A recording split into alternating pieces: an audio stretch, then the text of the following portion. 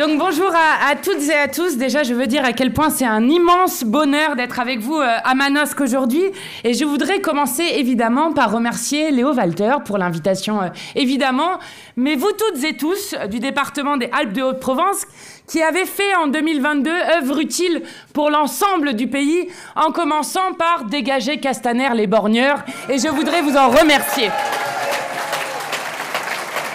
Vous dire évidemment que Léo Walter, qui a été un député remarquable, nous manque immensément à l'Assemblée nationale et donc il faut se tenir prêt à l'y renvoyer très très vite. D'autant que, comme Léo me le rappelait à l'instant, il se trouve que le député RN d'ici est celui, peut-être l'avez-vous vu, qui en commission des finances s'est mis à lire un amendement pendant 10 minutes de la France insoumise, dont il disait plusieurs fois « nous, députés insoumis », avec tous les députés RN qui hochaient la tête juste en face, sans qu'il ne se rende compte qu'il n'avait pas défendu son amendement qui, en passant, était celui qui visait à augmenter les crédits de l'Office français de la biodiversité que l'extrême droite veut supprimer. Donc c'est d'autant plus drôle qu'il n'ait absolument pas vu ce qu'il était en train de lire. Bon, et je veux dire aussi un petit mot sur Léo Walter, qui est un militant extraordinaire et qui, pour moi, incarne ce qu'est la France insoumise, c'est-à-dire quelqu'un qui ne se bat pas pour lui-même, mais pour les millions de gens qui en ont besoin dans le pays et qui comptent sur nous. Voilà aussi l'espoir que nous incarnons dans ce pays. Merci, Léo. Et puis, je suis immensément fière d'être avec Raphaël Arnaud aussi, qu'il soit effectivement dans le groupe parlementaire, mais parce que Raphaël Arnaud, au-delà d'être lui aussi un militant hors norme, est une démonstration politique. À tous ceux qui ne cessent de dire que nous devrions nous cacher, à tous ceux même qui osent dire aujourd'hui qu'un insoumis serait le pire candidat face à l'extrême droite. Eh bien, Raphaël Arnaud a été élu député, nous en sommes extrêmement fiers, mais il a été élu député en chassant une parlementaire d'extrême droite. Et il l'a fait en portant fièrement un programme de rupture, en ne se cachant pas d'être antifasciste, en ne se cachant pas d'être anticapitaliste. Donc c'est une démonstration politique et vous entendrez parler de Raphaël Arnaud bientôt puisqu'il vient de déposer une proposition de loi avec d'autres camarades sur la gratuité des parkings des hôpitaux, ce qui est, je crois, un enjeu extrêmement important.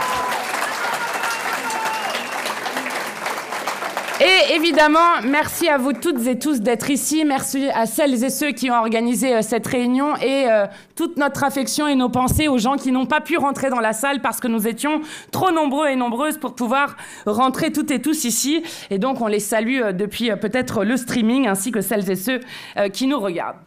Alors, Léo Walter l'a dit, il y a des conseillers municipaux, macronistes, LR, qui se sont émus de notre présence ici. Et nous voilà, vous voilà, en nombre.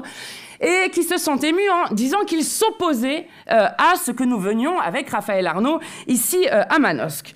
Alors je voudrais leur adresser les derniers mots que nous avions échangés avec Léon Landini.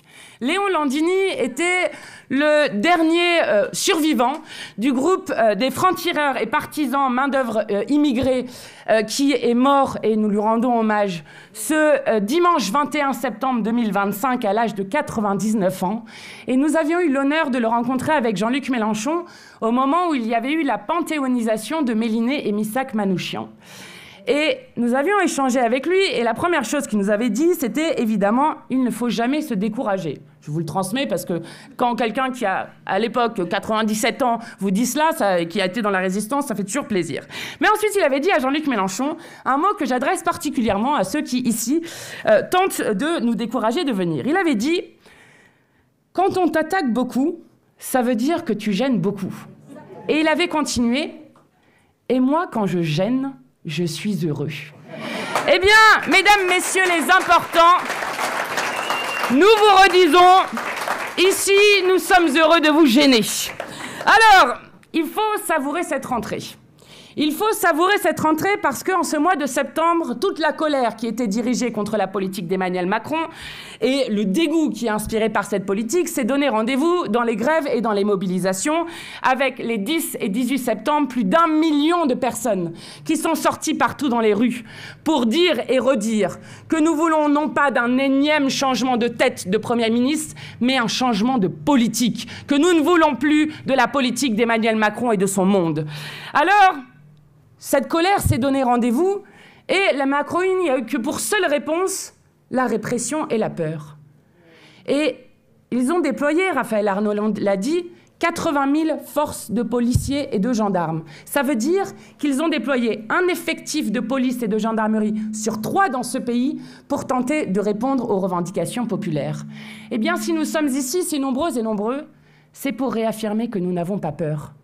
Et qu'à chaque instant, il faut se rappeler que lorsque ne serait-ce qu'une seule personne tient bon, relève la tête, alors elle permet à d'autres de le faire, et d'autres suivent derrière. Voilà ce qui s'est passé, et n'en déplaise aux puissants, quelque chose de très puissant se passe en cette rentrée de septembre qui va se continuer le 2 octobre. Il se trouve que l'envie de dignité dans ce pays, l'envie de lutte sont des envies contagieuses, et qu'aucune matraque, aucune répression, aucune garde à vue n'arrêtera l'aspiration puissante dans ce pays, qui est celle d'en finir avec Macron et de son monde.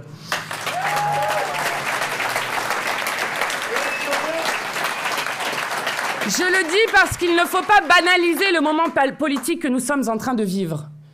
Si le monde entier regarde la France, c'est d'abord parce qu'on n'avait jamais vu, dans l'histoire récente, en tout cas même si on regarde un peu plus lointaine, on n'avait jamais vu un mouvement qui arrive à gagner une victoire populaire aussi importante avant même d'avoir commencé. Rendez-vous compte que pour la première fois de toute l'histoire de la Ve République, un mouvement populaire, avant même son début, a réussi à mettre dehors François Bayrou, son gouvernement et le budget cruel qu'il voulait présenter au pays. C'est la première fois de toute l'histoire de la Ve République qu'un Premier ministre a tellement peur d'un mouvement populaire qu'il décide de s'auto-saboter, qu'il invente une motion d'autocensure et qu'il a donc été obligé le 8 septembre dernier de demander un vote de confiance. Je le dis parce que ce n'est pas anodin. Et nous, les Insoumis, avons pris toute notre part dans le fait qu'en moins d'1 an, nous avons réussi non pas à dégager un gouvernement macroniste, mais 2, et nous sommes en voie pour le 3e.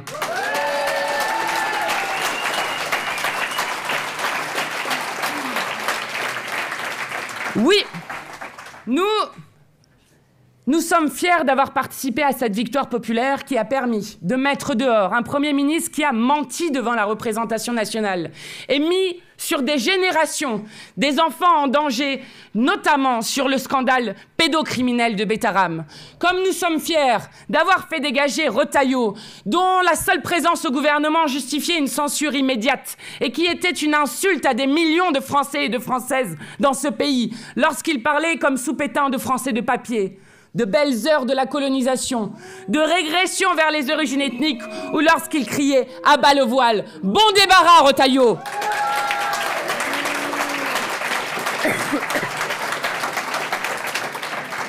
Comme nous sommes fiers d'avoir protégé le peuple de France du pire budget que voulaient nous présenter François Bayrou et la Macronie, le pire budget du XXIe siècle.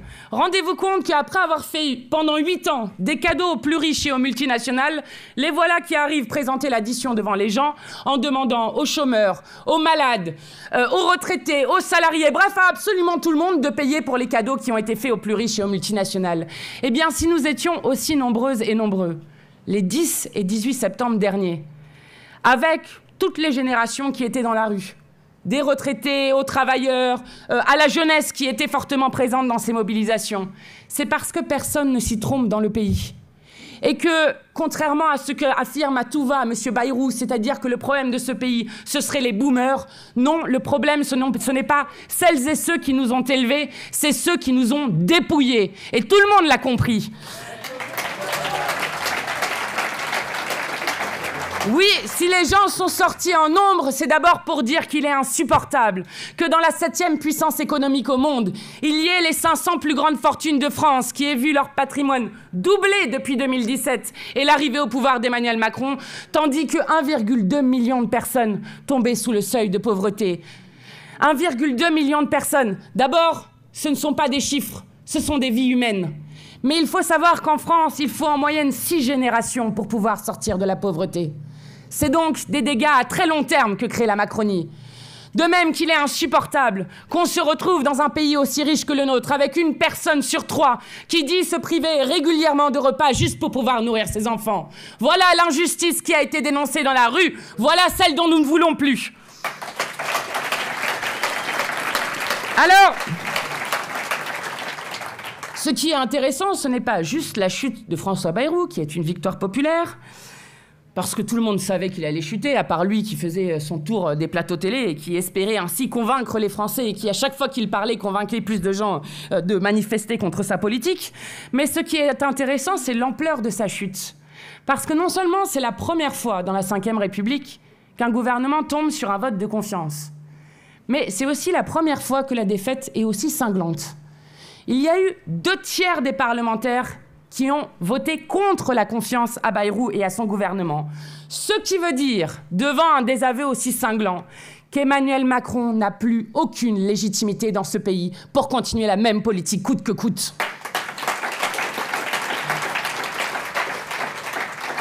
Alors évidemment, Macron s'est empressé, puisque la pression montait sur lui, il s'est empressé de nommer Sébastien Lecornu à Matignon, qui, évidemment, dès sa passation de pouvoir, la veille du 10 septembre, on ne peut pas faire mieux en termes de provocation, a indiqué qu'il allait mener une politique de rupture et un changement de méthode.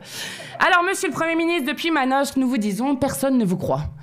Personne ne vous croit car vous êtes le seul homme de France, il n'aurait pas pu trouver une autre personne, qui a participé à tous les gouvernements d'Emmanuel Macron depuis 2017.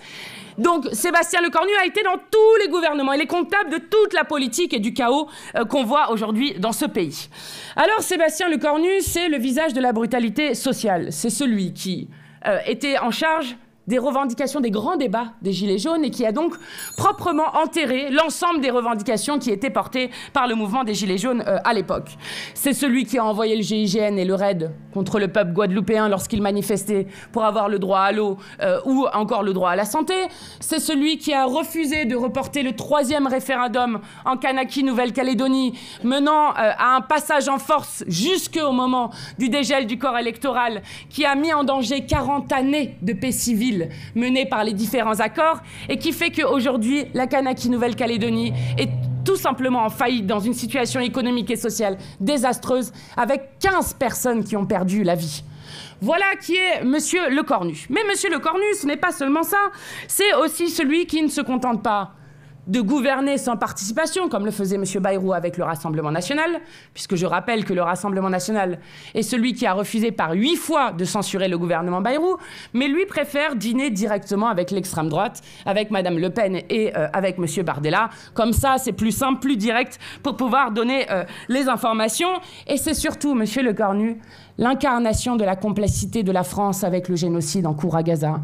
Je rappelle que cet homme a dit à de nombreuses reprises que la France n'envoyait aucune arme vers Netanyahou et vers les criminels génocidaires. Et il se trouve que, grâce à des collectifs, grâce à des journalistes, nous savons que depuis maintenant 2 ans de génocide, la France a livré un flux d'armes continu vers Israël et donc a permis à Netanyahou de continuer le génocide. Donc, monsieur Lecornu, personne ne vous croit sur la rupture et je vais vous dire, ce que nous nous apprêtons à faire, c'est de vous censurer le plus vite possible. Mais alors, comme nous sommes gentils, nous ne regardons pas que le pédigré de la personne. Il a un bilan, certes, mais on va regarder les actes qu'il a posés depuis qu'il est Premier ministre aussi, pour voir s'il y a eu une rupture. Alors, son premier déplacement, vous allez apprécier la rupture, je crois, il se rend à l'hôpital public. Et là, il explique à l'hôpital public que s'il y a un problème dans les finances publiques, j'espère que vous êtes tous bien assis, c'est parce qu'on a décidé de mettre beaucoup d'argent dans l'hôpital. Alors, il y a une petite rupture parce que c'est vrai qu'Emmanuel Macron lui disait que le problème des urgences dans ce pays, c'était qu'il y avait trop de Mamadou. Donc c'est pas tout à fait la même explication qui était donnée.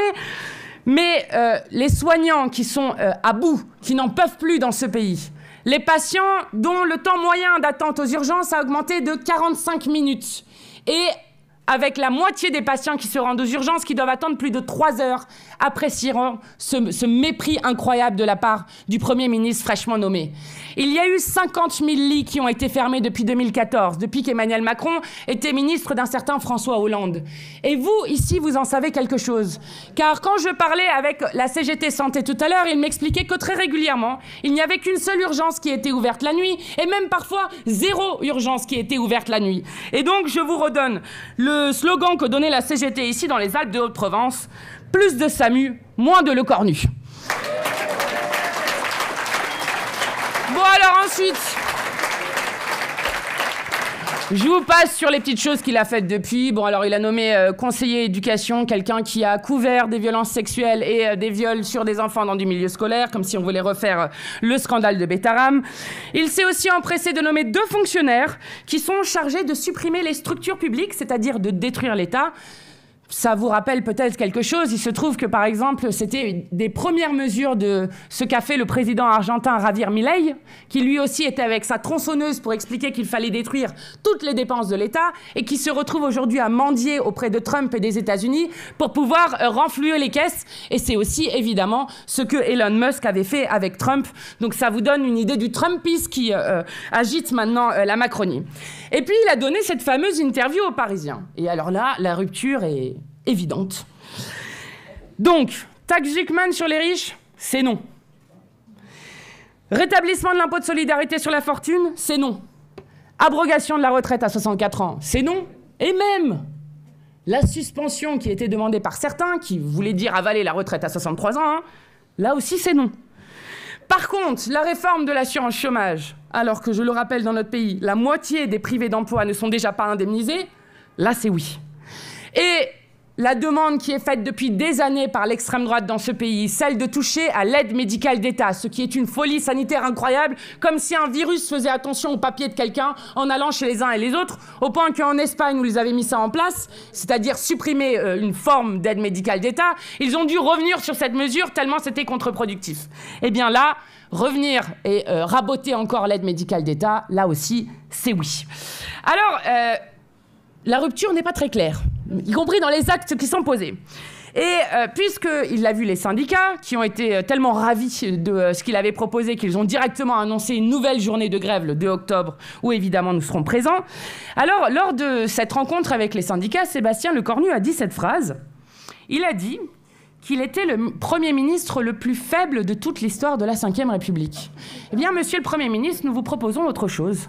Nous vous proposons d'être le Premier ministre le plus faible de la Ve République, mais surtout le plus court de toute l'histoire de la Ve République, avec la censure que nous allons mettre en place. Bon, et je le dis parce que c'est important, il faut avoir conscience que... Pourquoi est-ce qu'il y a une certaine fébrilité dans la Macronie? Parce que le Cornu, c'est leur dernière cartouche.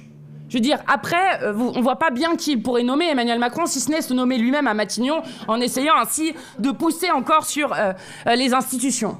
Nous sommes quand même au 3e Premier ministre depuis 2024, depuis la dissolution qu'il avait lui-même décidée pour essayer de mettre le RN au pouvoir. Bon. Nous sommes au 5e Premier ministre depuis 2022, les élections présidentielles.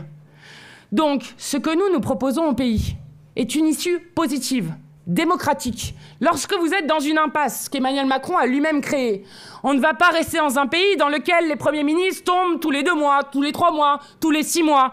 Donc il faut revenir devant le peuple de France pour qu'il puisse trancher sur les grandes options qu'il y a pour le pays et donc revenir à des présidentielles anticipées. Et pour cela, Emmanuel Macron doit être dégagé puisque tout le monde a compris que la France a un problème et qu'il s'appelle Emmanuel Macron. Alors, il est temps de rappeler à Emmanuel Macron qu'ici, nous sommes en France et qu'en France, ce n'est pas le roi qui change de peuple, c'est le peuple qui renverse le roi.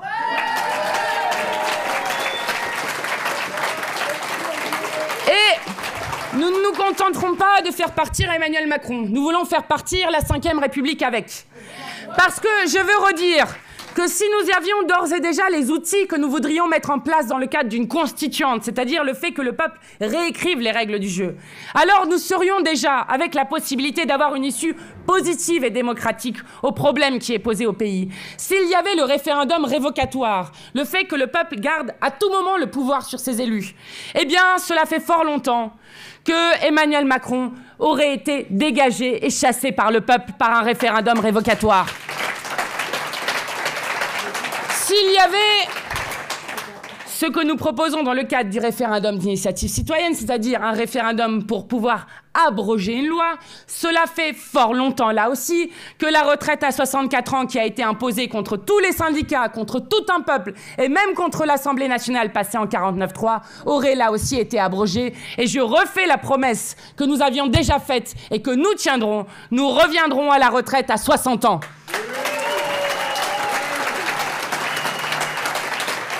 Et de même, S'il y avait la possibilité d'initier des lois, ce que nous mettons aussi dans le référendum d'initiative citoyenne, cela fait aussi belle lurette qu'il y aurait eu, par exemple, des propositions de loi pour enfin taxer les dividendes dans ce pays, pour faire le partage des richesses, pour interdire les licenciements lorsqu'il y a des bénéfices, ou encore pour conditionner les aides publiques qui sont versées par milliards et milliards à des grands groupes comme Sanofi qui licencient avec votre argent. Voilà ce que nous pourrions faire avec un référendum d'initiative citoyenne. Alors évidemment, on va vous expliquer que c'est impossible. On vous explique à chaque fois que tout est impossible, qu'on n'y arrivera jamais. Et notamment, c'est impossible puisque Emmanuel Macron a dit lui-même dans une interview qu'il ne partirait pas. Alors, comment expliquer aux journalistes que, vous savez, ce n'est pas parce que Emmanuel Macron dit quelque chose que ça se passe comme ça. Il se trouve qu'il y a quelque temps, il y a moins de 2-3 semaines, Emmanuel Macron a dit « François Bayrou tiendra, il tiendra jusqu'en 2027 ». Eh bien, François Bayrou est tombé. Et donc, il ne faut pas croire comme une parole d'évangile tout ce que dit M. Macron. Et c'est bien normal qu'il essaye un peu de s'accrocher à son siège. On va l'y en décrocher. Alors, il se trouve que... cette fois-ci, nous avons non plus juste le groupe parlementaire insoumis, mais 104 parlementaires qui sont à la fois insoumis, écologistes, communistes et ultramarins qui ont signé la motion de destitution du président de la République. Et je vous assure que si vous y réfléchissez, que 104 députés appellent à la destitution du président de la République pour avoir refusé de respecter le résultat des urnes, ça donne une ambiance de travail au pays qui est assez intéressante. Alors, mais il n'y a pas que cela. Il se trouve que par exemple, David Lisnard, qui est le président de l'Association des maires de France, appelle lui aussi à ce qu'Emmanuel Macron s'en aille. Jean-François Copé, vous avez aussi Valérie Pécresse. Et puis, plus étonnant, c'est pour vous dire que ça vient d'un peu partout, la pression monte sur lui. Plus étonnant, même ses amis sont en train de le lâcher. Alors Bruno Le Maire, par exemple, on apprend ça dans la presse, explique en privé que Emmanuel Macron ne tiendra jamais jusqu'en 2027 et qu'il devrait partir avant. Excellente idée. Gabriel Attal, lui, a expliqué dimanche dernier que la prochaine présidentielle permettra de, je cite, « tourner la page du chaos », sous-entendu que Emmanuel Macron est le chaos, ce avec quoi nous sommes là aussi tout à fait d'accord. Quant à Édouard Philippe, il explique qu'il en veut beaucoup à Emmanuel Macron. Je vous dis ça pour vous montrer qu'il y a une ambiance dans la Macronie, une ambiance de fin de règne, un peu de sauf qui peut, qui montre que nous sommes à la fin d'un pouvoir et que nous pouvons faire en sorte de faire partir le président de la République et d'ainsi d'avoir une issue positive, démocratique pour le pays. Et comme nous sommes des gens magnanimes, nous lui laissons le choix. Soit il peut démissionner, soit il peut être destitué. Alors, nous devons le faire partir, notamment parce que nous avons de grands enjeux devant nous et que ce que nous avons prédit pendant des années est en train de se produire. À la fin, le moment de bascule, nous sommes en train de le vivre en France. Et ce moment de bascule, c'est le grand choix qui s'offre au pays entre eux et nous. Eux, les fascistes, et nous, le bloc populaire. Alors, cela implique des grands choix pour le pays, et notamment le fait de dire que la première des choses à faire est de faire partir la Macronie. Je le dis puisqu'ils sont là à faire des grands débats sur les extrêmes. Vous avez compris, alors, l'extrême gauche et l'extrême droite. Nous ne sommes pas l'extrême gauche, le Conseil d'État l'a dit. Mais surtout, il se trouve que l'extrême gauche, ils ne cessent de lui taper dessus, alors que l'extrême droite, eux, ils préfèrent dîner avec et gouverner avec. Bon, c'est ça la réalité du discours qui est fait. Mais surtout, la Macronie a une responsabilité historique dans la montée de l'extrême droite. Et je n'ai qu'à prendre 3 chiffres pour vous en convaincre. En 2017, quand Emmanuel Macron est devenu président, après avoir été ministre de Hollande, il y avait 8 députés d'extrême droite à l'Assemblée nationale. En 2022, 89 députés d'extrême droite ont été élus. En 2024, 142 députés d'extrême droite. Voilà pourquoi notre première tâche est évidemment de tourner la page de la Macronie. Et je le dis d'autant plus avec un ministre de l'Intérieur démissionnaire, M. Retailleau, qui a dissous la jeune garde, c'est-à-dire les antifascistes, et ce alors que Trump, de l'autre côté de l'océan, est en train de décider que les antifascistes seraient des terroristes. Mais qui n'a par exemple, pour prendre un seul exemple, jamais dissous une organisation qui s'appelle les Brigades Françaises Patriotes. Les Brigades Françaises Patriotes dont un des membres, un des responsables, est responsable de l'assassinat de Jamel Benjabala, dont personne n'a parlé dans le pays. Jamel Benjabala a été assassiné il y a exactement 1 an, le 31 août 2024. Il a été assassiné devant les yeux de sa fille de 9 ans, avec ce militant néo-nazi qui l'a écrasé à 3 reprises avec un véhicule devant les yeux de sa fille. Nous avons retrouvé chez cet assassin une demi-douzaine d'armes, une centaine de munitions, des grenades, mais aussi 2 obus. Il se trouve que la brigade française patriote dont il fait partie appelle ouvertement à la guerre civile, à tuer l'ensemble des musulmans de ce pays, et il se trouve que cet homme avait à de nombreuses reprises insulté Jamel Benjabala, de Bougnoul, de Sarrazin et d'autres insultes islamophobes qui étaient faites. Le caractère raciste du crime n'est toujours pas reconnu par la justice. Mais pire que cela, 1 an après, la jeune garde est dissoute, mais les brigades françaises patriotes ne sont pas dissoutes. Voilà exactement ce qu'ils sont en train de faire. Donc la première des choses pour battre l'extrême droite, c'est de faire partir les macronistes.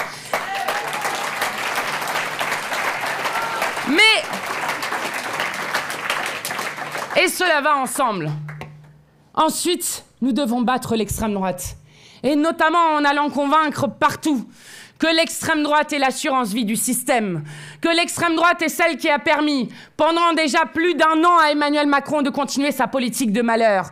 Je rappelle que c'est Marine Le Pen qui s'est opposée à ce que la motion de destitution soit discutée en hémicycle, et que donc elle a refusé que devant tout le monde puisse se faire le procès d'un président de la République qui ne respecte plus la souveraineté populaire et le résultat des urnes.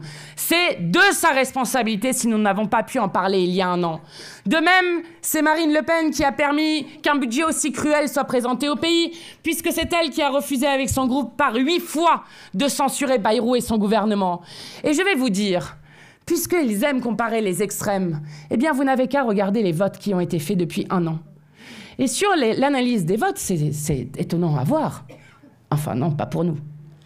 Il se trouve que 76% des votes de la Macronie et de l'extrême droite sont des votes communs. Alors que votent-ils ensemble? Eh bien, ils votent ensemble contre nos amendements pour rétablir l'impôt de solidarité sur la fortune. Ils votent ensemble contre l'augmentation des salaires. Ils votent ensemble contre le gel des loyers. Ils votent ensemble, etc., etc. Donc, c'est l'assurance vie du système. Et vous n'avez qu'à voir, comme l'extrême droite est en train d'expliquer que la taxe Zuckman et la taxation des ultra-riches ne changera rien et qu'ils ne sont pas d'accord avec cela, pour comprendre que l'extrême droite est l'ami des milliardaires et qu'il continuerait exactement la même politique pour les riches que la Macronie.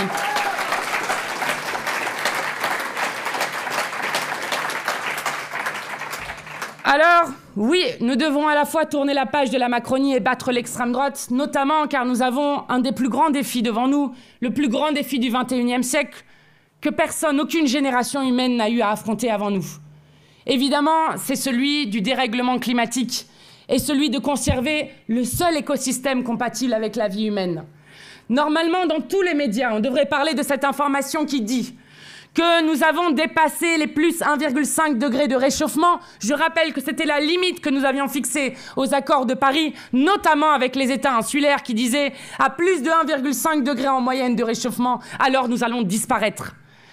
Et cet été, nous avons gagné une victoire idéologique majeure, en plein cœur de l'été. Une pétition a été signée sur le site de l'Assemblée nationale, et c'est extrêmement compliqué de signer sur le site de l'Assemblée nationale, je tiens à le dire, par plus de 2 millions de citoyens et de citoyennes. Cette pétition visait à abroger la loi Duplon. Et notamment, dans cette loi, la réintroduction de ce qu'on appelle un néonicotinoïde, un pesticide tueur d'abeilles qui s'appelle l'acétamipride, qu'il voulait réintroduire et permettre d'utiliser sur un espace très très grand sur le territoire français. Eh bien, cette pétition a recueilli plus de 2 millions de signatures avec des citoyens qui ont réaffirmé quelque chose de très important et qui ne se perdra pas dans la suite des mois qui vont continuer. Cette chose très importante, c'est que le cancer, comme d'ailleurs les maladies de Parkinson, comme le diabète, sont des maladies politique, et que c'est l'organisation et la manière dont est structurée la société qui nous rend malades, et que nous n'acceptons plus cela. Voilà ce qu'a dit cette pétition, avec une victoire très importante qui a été obtenue déjà dans l'été, une première victoire qui est celle du Conseil d'État, du Conseil constitutionnel, qui a censuré la réintroduction de ce pesticide tueur d'abeilles et qui nous a donc fait gagner sur un premier point. La deuxième victoire, c'est que nous avons la semaine dernière réussi à faire en sorte que cette pétition soit examinée dans la Commission des affaires économiques, grâce notamment à Aurélie Trouvé.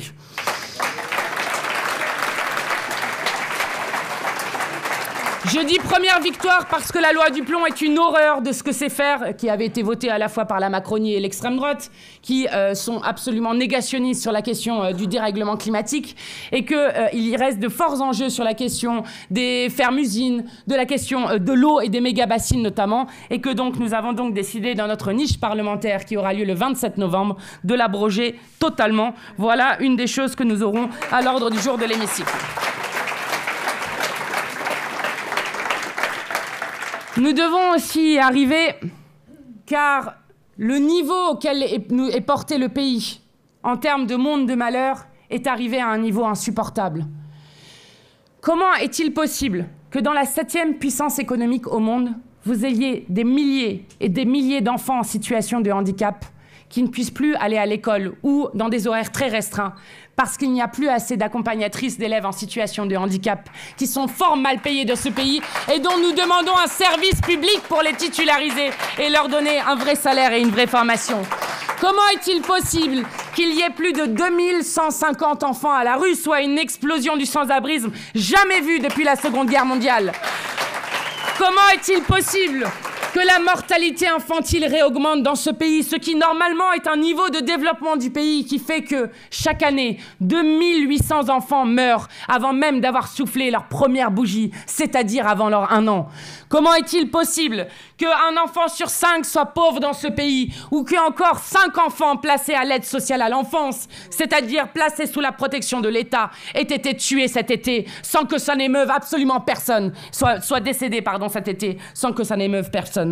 Il faut donc dépenser plus. Voilà la rupture avec le budget qui est proposé. Nous disons il faut dépenser plus. Et ceux qui ne cessent de vous dire que c'est impossible n'ont qu'à voir les chiffres. Nous sommes la 7e puissance la plus riche au monde. Savez-vous, en termes de dépenses d'éducation, à quel niveau nous sommes au niveau mondial? Nous sommes au 59e rang mondial en termes de dépenses d'éducation. Pour la 7e puissance économique. Oui, nous dépenserons plus dans l'éducation. Et pour cela, il suffit d'aller chercher dans les bonnes poches. Alors, aller chercher dans les bonnes poches, ça nous ramène à ce qui se passe aujourd'hui, c'est-à-dire à l'attaque Zucman, dont je voudrais dire un petit mot. Alors déjà, il faut comprendre la victoire idéologique qu'on est en train de gagner en ce moment. Vous avez qu'à voir les larmes de crocodile que sont en train de verser le patronat, les plus riches, qui ne cessent d'aller sur des plateaux télé en pleurant pour expliquer que ça sera la fin du monde. Bon, alors par exemple, vous avez Bernard Arnault, l'homme le plus riche du pays, qui a dit que l'attaque Zucman était une offensive mortelle. Le directeur de la Banque publique d'investissement qui a dit que c'était un délire communiste. Et le MEDEF. Là, vous allez apprécier la victoire idéologique totale que nous avons. Donc, ils appellent à un meeting le 13 octobre. Alors, on a hâte de voir déjà, puisque ça concerne 1800 personnes, l'attaque Zucman. Donc, la manifestation qu'ils voulaient faire au départ, on ne sait pas combien de personnes il y aura, mais ça ne va pas être brillant.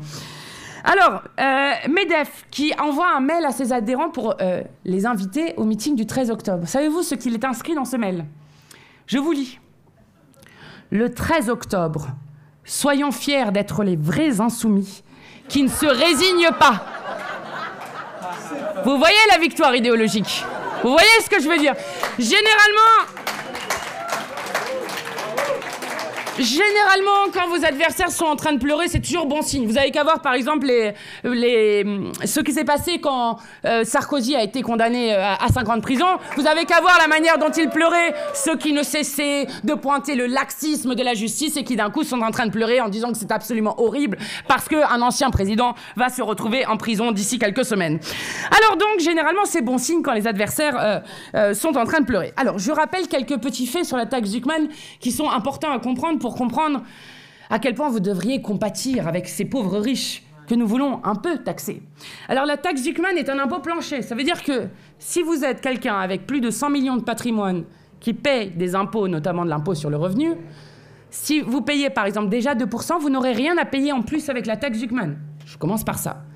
Ensuite, il faut reprendre les chiffres. En 2010, les 500 plus grandes fortunes de ce pays, parce que c'est à peu près à eux que ça correspond, si vous prenez du coup le ménage, ça fait 1800 personnes, il y avait donc représenté, ils avaient 200 milliards d'euros de fortune. Aujourd'hui, ils sont à 1200 milliards, c'est-à-dire qu'ils se sont appropriés 42% du PIB. D'accord? Eh bien, avec la taxe Zucman, cet impôt communiste absolument horrible qui serait mortel pour les plus riches, comme dit Bernard Arnault, eh bien, il faudrait un siècle avec la taxe Zucman juste pour qu'il revienne au niveau de 2010. Et chaque année, il continuerait de s'enrichir.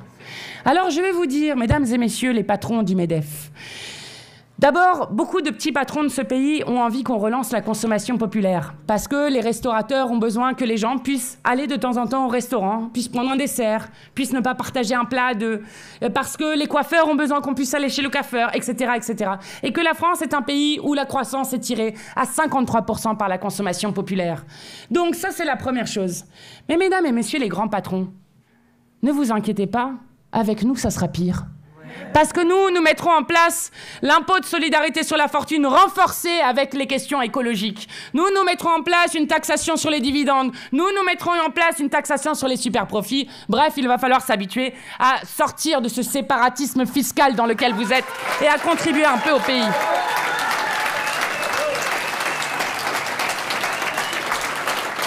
Bon, je le dis quand même parce que j'ai trouvé ça très drôle, parce qu'en plus des grands patrons, vous avez évidemment François Bayrou qui allait pleurer partout. Alors rappelez-vous la dernière fois quand Barnier est tombé, Elisabeth Borne nous expliquait que les cartes vitales n'allaient plus fonctionner au 1er janvier. Bon, eh bien, alors François Bayrou, s'il partait, c'était le chaos, le pays allait s'effondrer, etc. Eh bien, il se trouve qu'au moment où il expliquait que ça serait horrible de taxer un peu les riches, le Conseil d'analyse économique, qui est directement rattaché à Matignon, sortait une étude faite par des économistes, extrêmement sérieux, qui montrait que si on augmentait un peu la taxation sur les plus riches, on aurait une augmentation, tenez-vous bien, des départs de 0,003 à 0,03% des plus riches qui partiraient de ce pays. Autant vous dire, rien du tout. Et puis s'ils veulent partir, bon débarras, parce que nous ferons l'impôt universel. Voilà pour vous dire que la France comme paradis fiscal, c'est fini et que c'est aussi l'enjeu que nous avons dans la période. Et en tout cas, en termes de victoire idéologique sur le fait que les riches doivent contribuer, je trouve que nous sommes en train de marquer d'immenses points et apprécier là aussi les larmes qui sont versées par nos adversaires. Et surtout, et je voudrais continuer par là, nous devons y arriver pour mettre un terme au premier génocide filmé en direct de toute l'histoire de l'humanité. Alors, nous avons obtenu lundi dernier une grande victoire, même si cette victoire a un goût amer. Mais nous avons obtenu une grande victoire avec la reconnaissance de l'État de Palestine qui a été décrétée par la France et plusieurs autres pays qui ont enfin rejoint les 75% des pays dans le monde qui d'ores et déjà reconnaissaient l'État de Palestine. Et je veux dire gloire aux millions de gens qui, depuis des années, luttent pour la reconnaissance de l'État de Palestine. Gloire aux peuples du monde qui partout se sont mobilisés pour refuser que le génocide ait lieu. Gloire au peuple palestinien dont vient d'être reconnu, malgré les conditions emberlificotées qu'a donné Emmanuel Macron, dont vient d'être reconnu le droit à l'autodétermination et la reconnaissance du peuple palestinien. Alors je veux revenir sur pourquoi cette reconnaissance a aussi un goût amer. Mais je veux commencer par dire qu'il faut aussi savourer à quel point cette reconnaissance de l'État de Palestine est une victoire là aussi populaire. Et là aussi, vous n'avez qu'à voir les larmes de nos adversaires. Peut-être avez-vous vu Rachel Kahn sur CNews au moment de la reconnaissance de l'État de Palestine, qui, le sanglot dans la voix, a dit au moment de la reconnaissance de l'État de Palestine « Je pense aux dômes de fer, je pense aux roquettes, réelles, je pense aux roquettes ». Et ensuite, elle a continué en disant « Une vie vaut une vie, c'est la propagande du Hamas ». Voilà. Et peut-être avez-vous vu une autre scène qui, à mon avis, est la victoire la plus éclatante que nous ayons obtenue avec la reconnaissance de l'État de Palestine. C'est celle de Netanyahou, ce criminel qui est poursuivi par la Cour pénale internationale, qui parle à la tribune de l'ONU, avec une immense majorité des pays du monde, en tout cas des représentants de ces pays du monde, qui quittent la salle en refusant d'être là. Et donc nous avons accru l'isolement de Netanyahou. Alors évidemment, pour toutes celles et ceux qui luttent pour le droit du peuple palestinien à vivre en liberté et en dignité, cette reconnaissance a aussi un goût amer. Elle a un goût amer parce qu'elle arrive trop tard, après 700 jours de génocide, après que des dizaines de milliers, 65 000, et nous savons que ce chiffre est largement sous-estimé. Plus de 65 000 Palestiniens ont été tués par l'armée génocidaire de Netanyahou. Après que l'offensive terrestre sur Gaza City ait commencé la semaine dernière, avec d'ores et déjà 700 000 personnes qui cherchent à fuir, alors qu'il n'y a nulle part où fuir et nulle part où on est en sécurité aujourd'hui dans la bande de Gaza. Cette reconnaissance intervient alors que la famine est toujours utilisée comme arme de guerre, avec ces images insoutenables qui arrivent, d'enfants notamment, qui sont transformés en squelettes. Et évidemment, cette reconnaissance a un goût amer, quand nous savons que nous ne sommes pas face à une guerre contre le Hamas, quand même le répéter Netanyahou et ses soutiens inconditionnels, mais face à un génocide. Génocide qui est fait contre des enfants, car je rappelle que la moitié de la population de Gaza est des enfants, et que la moyenne d'âge des enfants qui ont été tués par Netanyahou est de 5 ans. Voilà de quoi nous parlons, et voilà pourquoi nous avons à la fois l'importance d'un pas qui a été franchi et un goût extrêmement amer, d'autant plus quand on voit que nous avons un président de la République qui, alors qu'il a pris 18 trains de sanctions avec l'Union européenne contre Vladimir Poutine pour avoir violé le droit international en Ukraine, n'a toujours pris aucune sanction contre Netanyahou et son gouvernement. Un goût amer quand nous voyons Emmanuel Macron qui permet par 3 fois à Netanyahou de survoler le territoire alors qu'il est poursuivi par un mandat d'arrêt de la Cour pénale internationale et qui, là encore, lui a donné l'autorisation de le faire alors que Netanyahou a décidé de contourner la France. Oui, goût amer quand nous voyons qu'il n'y a toujours pas d'embargo sur les armes, que la France n'a toujours pas agi sur la suspension de l'accord d'association entre l'Union européenne et Israël. Et goût amer quand nous voyons l'extrême droite italienne poussée par le mouvement populaire extraordinaire de grève en Italie, qui se sent obligée d'envoyer des avions, des bateaux militaires pour aider la flottille, comme l'a fait l'Espagne, quand la France ne fait rien, si ce n'est dire dans un communiqué qu'il est déconseillé de se rendre à Gaza, car Gaza est un endroit dangereux. Alors, oui, cette reconnaissance a aussi un goût amer. Mais nous, les insoumis, n'aurons pas à rougir devant l'histoire. Et je suis fière d'être présidente d'un groupe parlementaire qui, depuis 23 mois de génocide, a posé toutes les semaines, sans aucune exception, une question au gouvernement sur leur inaction face au génocide à Gaza, sur les frappes sur le Liban, sur l'occupation de la Syrie, sur les frappes sur l'Iran, le Yémen, sur les drones utilisés dans les eaux tunisiennes. Comme je suis fière que Jean-Luc Mélenchon ait représenté le mouvement insoumis en étant à La Haye aux côtés de l'Afrique du Sud lorsqu'elle portait plainte devant la Cour internationale de justice. Gloire à l'Afrique du Sud qui a mené la bataille sur cette question, sur la reconnaissance du génocide. C'est encore des députés insoumis et le député insoumis Éric Coquerel qui a mené une délégation à Rafah, là aussi pour s'opposer aux portes de Gaza au génocide en cours.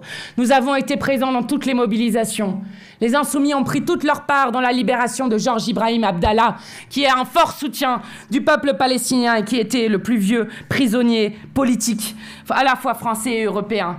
Et je suis fière de dire que nous avons 6 parlementaires qui se trouvent actuellement sur une flottille qui, je le rappelle, est légale et vise à briser le blocus qui, lui, est illégal de Gaza.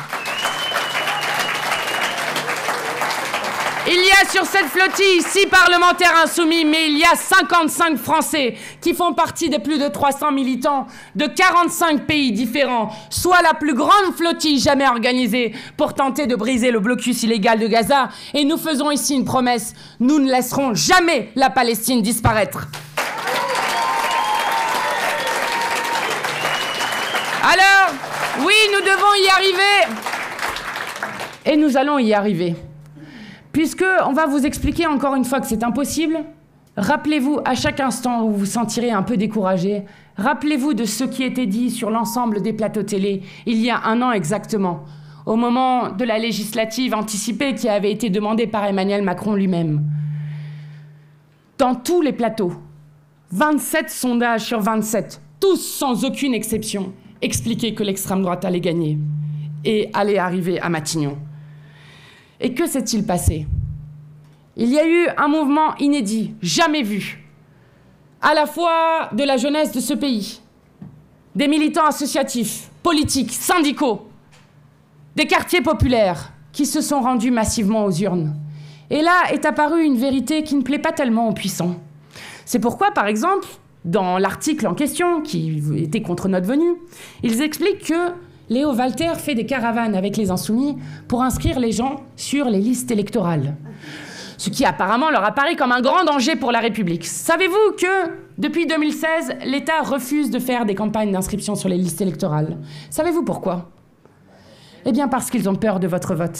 Et ce qui s'est passé il y a 1 an leur montre exactement cela. Parce que lorsque l'on mène une politique pour les riches, il y a un problème qui apparaît assez rapidement. Pour créer un seul riche dans cette société, il faut condamner des centaines de milliers, voire parfois même des millions de gens à la pauvreté, au mal logement, à la faim.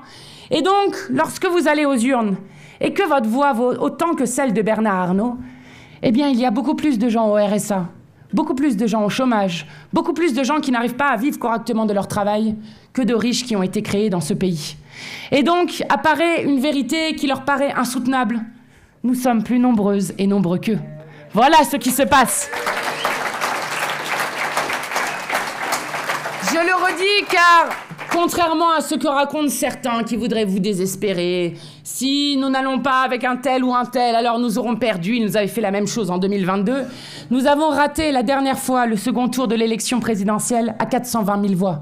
420 000 voix à l'échelle d'un pays. Autant vous dire que ce n'est rien du tout. Donc ne croyez jamais ceux qui tentent de vous désespérer. Nous avons la force d'inventer un autre avenir. Voilà la réalité qui est apparue l'année dernière dans ce pays et que nous allons encore continuer cette année. Cela passe par une première tâche, puisque nous ne savons pas de quoi demain sera fait, si ce n'est que nous allons mettre toutes nos forces pour mettre à la fois le cornu et Macron dehors. Cela passe par une première tâche. Vérifiez votre inscription sur les listes électorales. Vérifiez la vôtre, vérifiez autour de vous, car sinon des gens ne pourront pas voter à des moments où des élections seraient appelées, et notamment pour celles dont nous savons déjà qu'elles se tiendront, c'est-à-dire les élections municipales. Ensuite, la deuxième chose, parce que moi ça me donne aussi beaucoup d'espoir, c'est qu'il se passe quelque chose dans ce pays que des sociologues appellent la socialisation inversée. La socialisation inversée, c'est le fait que pendant très très longtemps, dans le pays, les sociologues disent, c'était souvent les adultes qui étaient prescripteurs de la manière de voir le monde, qui expliquaient comment voir le monde. Les parents, les grands-parents dans une famille, les professeurs dans une école, etc. Et que pour la première fois, on observe une inversion de cette sociabilisation, c'est-à-dire que ce sont les jeunes générations qui vont expliquer et qui parfois vont même faire changer d'avis les générations qui nous précèdent. Je vais vous donner un exemple de quelque chose qui était impossible. Tout à l'heure, Léo Walter a parlé du fait que nous ayons réussi à faire inscrire le droit à l'avortement dans la Constitution. Pour changer la Constitution, il faut que l'Assemblée et le Sénat votent exactement dans les mêmes termes avant d'arriver en Congrès, donc l'Assemblée et le Sénat réunis. Savez-vous qu'en 50 ans où l'avortement a été autorisé en France, jamais le Sénat n'a voté en faveur de l'avortement. Jamais. Et donc, il était impossible que nous réussissions. D'ailleurs, juste avant que nous fassions, nous insoumis, dans notre niche parlementaire, voter pour la première fois l'inscription de l'avortement dans la Constitution, eh bien, il y avait une tentative au Sénat qui avait échoué. Alors, pourquoi est-ce que cela a fonctionné? Des sénateurs et des sénatrices le racontent. Parce qu'au moment où le vote allait arriver, leurs filles, leurs nièces, leurs petites filles sont venues les voir et leur ont dit: si tu ne votes pas pour le droit des femmes à disposer de leur corps, à choisir de continuer ou non une grossesse dans la norme suprême qu'est la Constitution, alors je ne viendrai plus jamais te voir à Noël, je ne viendrai plus jamais te voir aux vacances, bref, je ne viendrai plus jamais te voir tout court. Et c'est comme ça que des sénateurs et des sénatrices ont changé leur vote et que nous avons emporté ce droit nouveau dans la Constitution.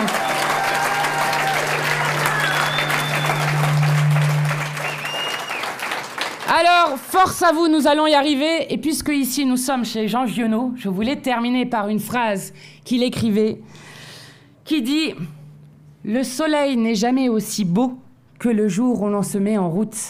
En route pour la victoire, les amis. Force à vous, nous vaincrons. »